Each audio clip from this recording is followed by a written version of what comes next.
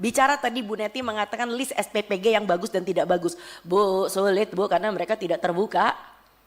Kita jangan tahu. Nah, yang saya tahu yang bagus Anda boleh follow ya. Itu yang namanya SPPG Bener Purworejo. Bener Purworejo tuh oke banget karena ya dia suka nanya sama saya. Tapi mereka juga kejebak akhirnya. Kenapa? Karena ketika di menu kering mereka kejebak dengan Promina. Mereka kejebak dengan susu ibu hamil.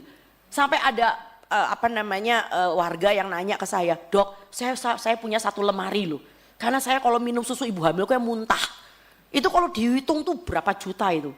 Nah, yang menarik adalah selalu pertanyaan Bapak Presiden kepada Pak BGN, Kepala BGN adalah, udah berapa banyak dapurnya? Udah berapa banyak orang yang terima? Dia nggak tahu bahwa yang terima itu ada juga yang kejet-kejet gitu loh ya.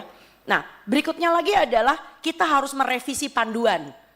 Kalau panduan BGN masih tertulis ada makanan kering, ada susu formula lanjutan, yang nggak heran SPPG menyediakan itu. Ya, sampai ada ketua tim menggerak PKK, salah satu ibu camat dan ibu bupati yang kenal baik sama saya, itu mengatakan, "Dok gimana dok, saya ibu bupati, tapi kalau aku nggak ngikutin, aku dikuyok-kuyok nanti ini." Karena panduan BGN kayak gitu, lah panduannya mesti direvisi.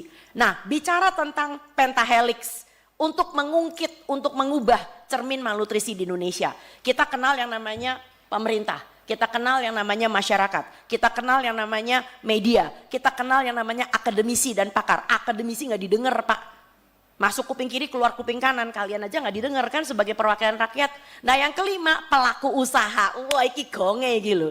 Nah si pelaku usaha sebetulnya bisa kita libatkan, jangan salah.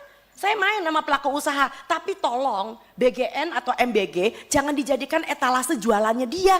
Enak aja, mentang-mentang harga diskon dikasih susu ibu hamil, susu formula lanjutan. Kalau dia mau terlibat, sediain itu dapur yang benar di kantin sekolah. Sediain itu mobil dengan berpemanas. Sehingga anak-anak ketika menerima makanan itu masih 75 derajat Celcius. Tidak mendidih tapi masih bagus. Ya, coba Anda cek di belahan dunia sebelah mana, food tray itu disusun, diikat nganggo tali rafia gitu. Mesano, itu kasih Indonesia itu loh. Ya, jadi Anda lihat bahkan di India aja mereka membagi langsung di dapur makanan basah, makanan yang keluar dari panci. Oke, and then ada satu lagi. Ada anak yang sebetulnya punya kebiasaan sarapan Bapak Ibu. Tapi gara-gara ada MBG dia jadi nggak sarapan. Karena apa? Takut dimarahin sama gurunya karena makannya nggak habis. So jangan melihat dari satu sisi anak yang tidak sarapan loh. Ada anak yang kebiasaannya bagus udah sarapan malah jadi nggak jadi sarapan. Dan yang berikutnya lagi adalah pikirkan tenaga SPPG yang sudah direkrut.